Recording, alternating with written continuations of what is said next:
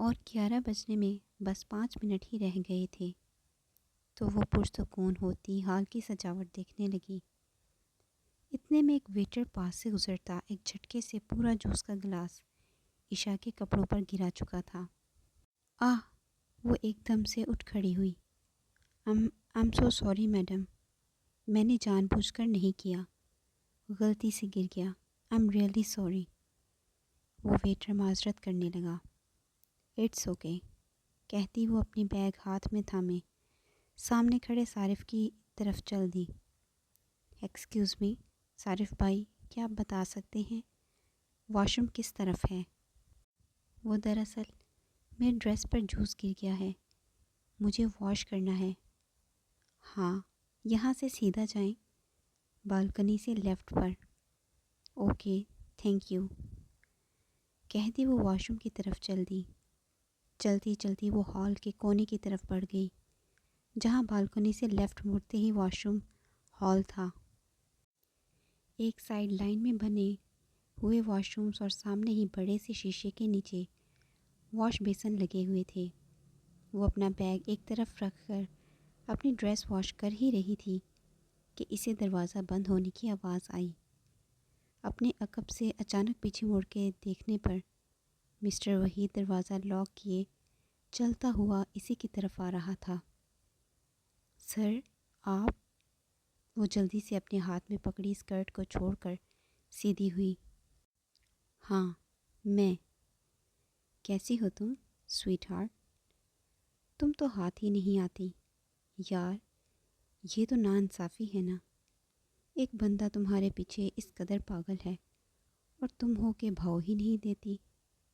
Mister Waheed دونوں ہاتھ باندھے ذلیل سی مسکراہٹ لیے بول رہا تھا۔ سر، یہ آپ کیسی باتیں کر رہے ہیں؟ وہ ہاتھوں کو مروڑتی ایک کونے میں کھڑی تھی۔ ابھی تو کی ہی نہیں ویسی بات میں نے، اور تم پہلے سے گھبرا گئی۔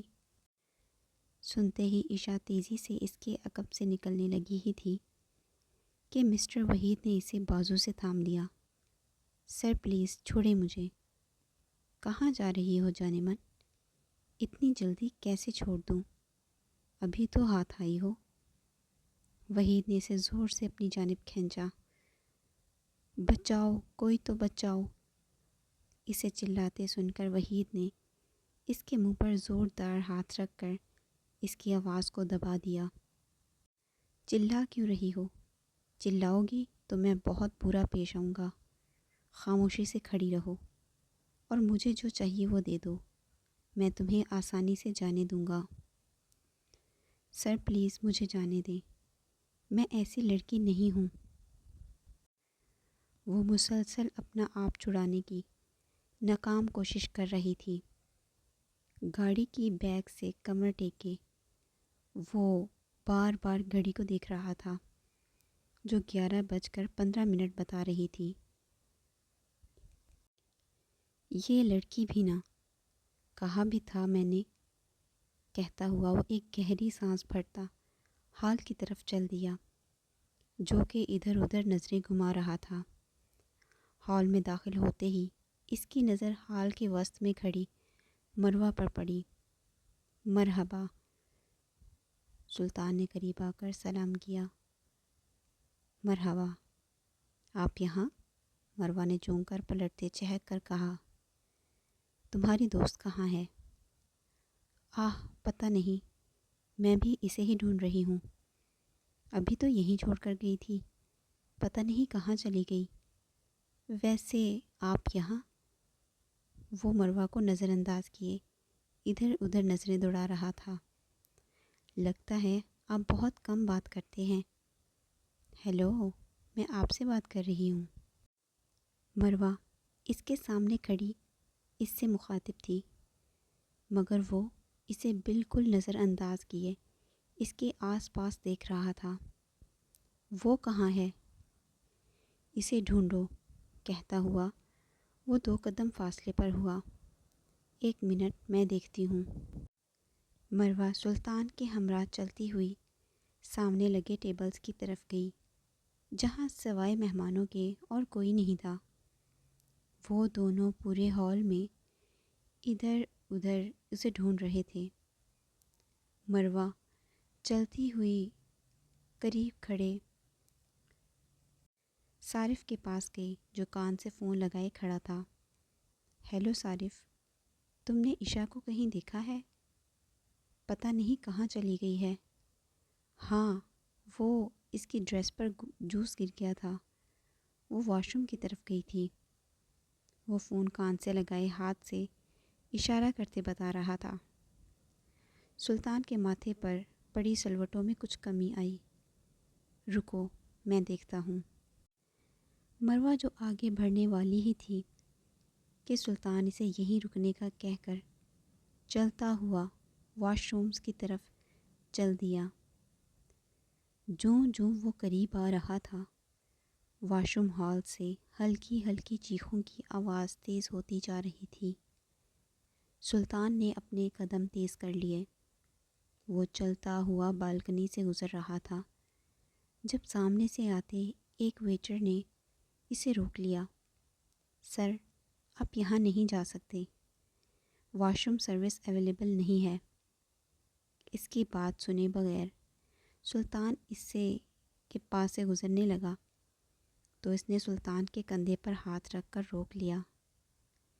سلطان نے پہلے اس کے ہاتھ کو پھر اسے دیکھا اور ایک پل میں اسے گردن سے دبوچتے ہوئے دیوار میں دے مارا۔ ابھی وہ اس سے حساب پورا کرنا چاہتا تھا مگر چیخوں کی آواز میں شدت کو سنتے ہوئے وہ اس ویٹر کو ایک سائڈ پر پھینکتے ہوئے دروازے کے قریب گیا کہ اندر سے لاک تھا۔ سلطان نے پوری شدت سے پاؤں کی ضربیں مارنا شروع کی۔ دوسری اور پھر تیسری ضرب لگنے سے دروازہ دھڑام سے کھل چکا تھا اور سامنے کا منظر دیکھ کر سلطان کی آنکھوں میں مانو کہ لہو اتر آیا تھا۔ وہ نازک سا وجود اس ادھیڑ عمر کے شخص کی گرفت میں مقید تھا۔ وحید ایک ہاتھ سے اس کا بازو اور دوسرے ہاتھ سے اس کے بال سختی سے پکڑے اسے دیوار سے لگائے کھڑا تھا، جبکہ عشاء کی وہ پنک کلر کی چھوٹی سی جیکٹ زمین بوس ہو چکی تھی اور اس کی پہنی ہوئی سفید شرٹ ایک سائڈ کے کندھے سے پھٹ کر بازو پر لٹک رہی تھی، جسے وہ بار بار درست کرنے کی کوشش کرتی مگر وہ ظالم انسان اسے بری طرح جکڑے ہوئے تھا۔ سلطان نے بجلی کی تیزی سے بڑھتے ہوئے گریبان سے اسے پکڑ کر وحید کو پوری شدت سے دیوار میں دے مارا۔ اس کی گرفت سے آزاد ہوتی وہ اپنی شرٹ درست کرتی زور زور سے رونے لگی۔ وحید کو ایک پل کا موقع دیے بغیر سلطان اس پر مکوں کی برسات کر چکا تھا۔ عشاء کو ایک پل بھی وہاں رکنا محال ہو رہا تھا۔ اسے ایسا لگ رہا تھا جیسے اس کی سانسیں بند ہو رہی ہیں۔ وہ بھاگتی ہوئی باہر کی جانب دوڑی۔ ہاؤ ڈیئر یو ٹچ ہر، گھٹیا انسان، سلطان دھاڑتے ہوئے کہتا اسے پوری شدت سے مارنے میں لگا ہوا تھا۔ عشاء کو وہاں سے بھاگتے دیکھ کر سلطان نے وحید کو زور سے واش روم کی طرف دھکیلا۔ وہ لڑکھڑاتا ہوا ٹوائلٹ پورٹ سے ٹکرایا تو خون کا ایک فوارہ اس کی کنپٹی سے پھوٹ پڑا۔ وہ درد سے کراہتا ہوا وہیں زمین بوس ہو گیا۔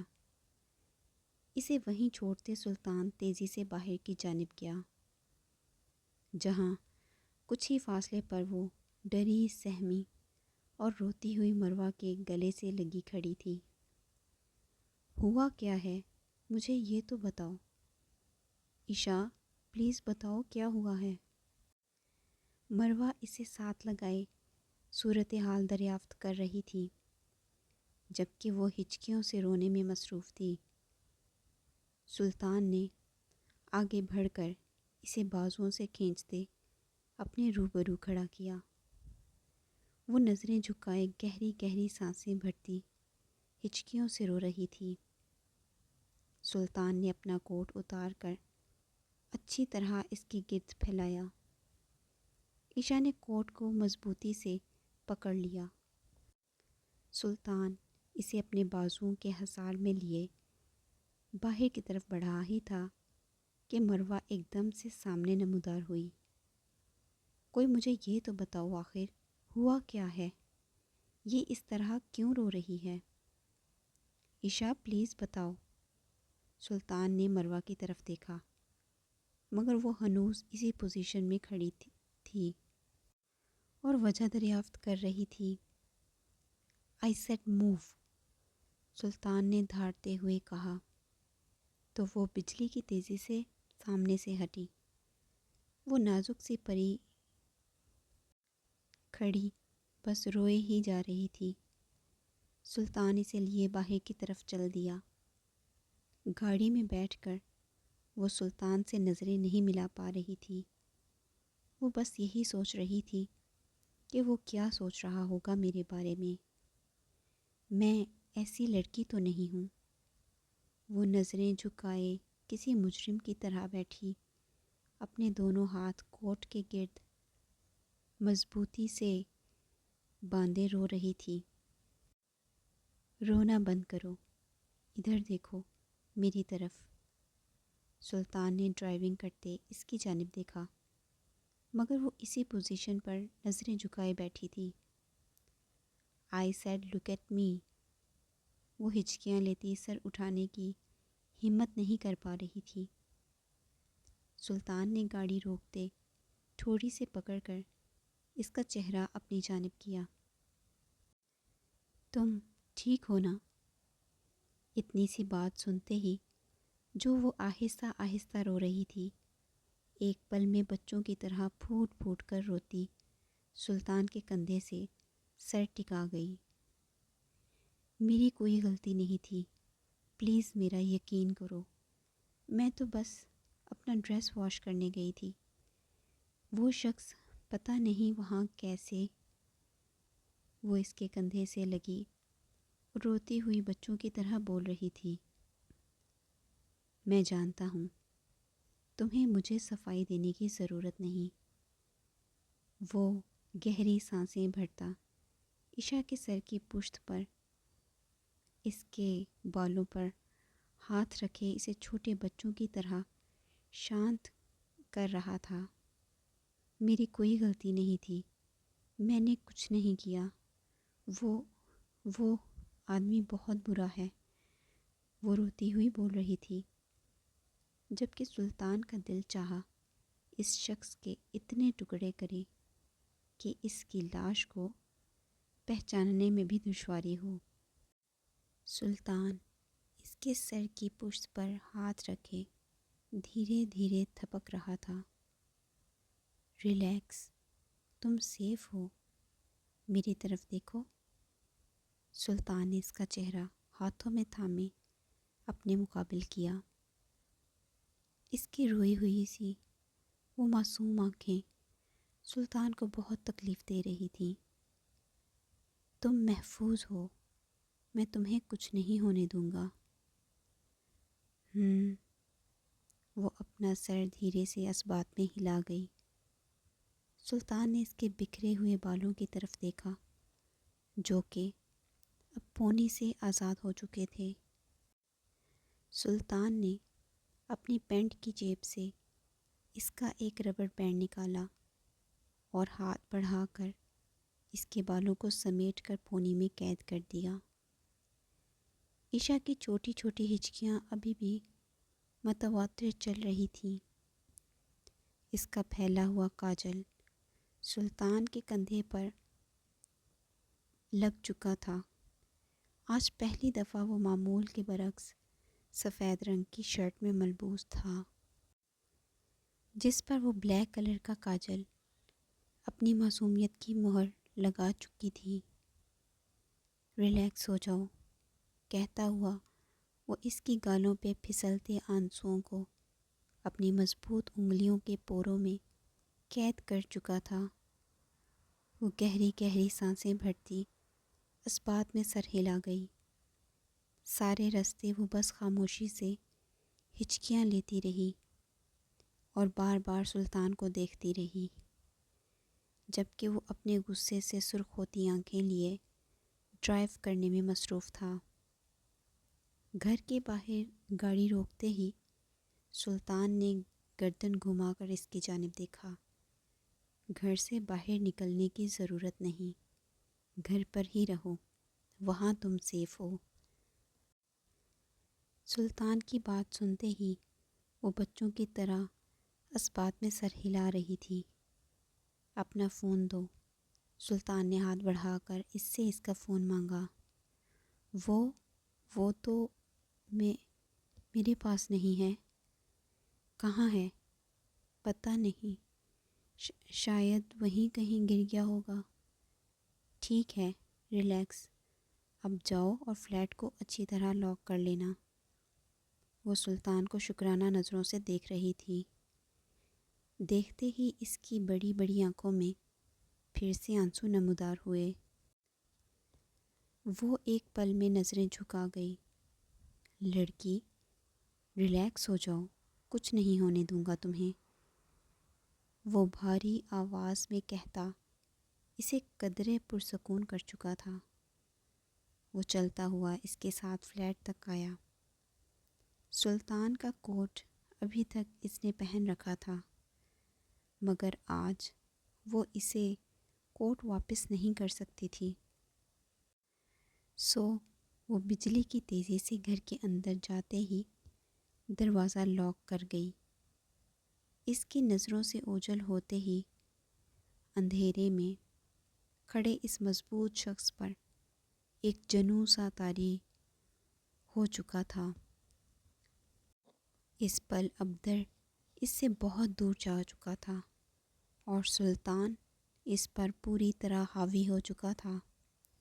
اندھیرے میں کھڑا وہ اپنی سرخ آنکھیں لیے اپنی گردن کو ایک سائیڈ مروڑ کر سیدھی کرتا، وہ مضبوط قدم اٹھاتا گاڑی کی طرف بڑھا۔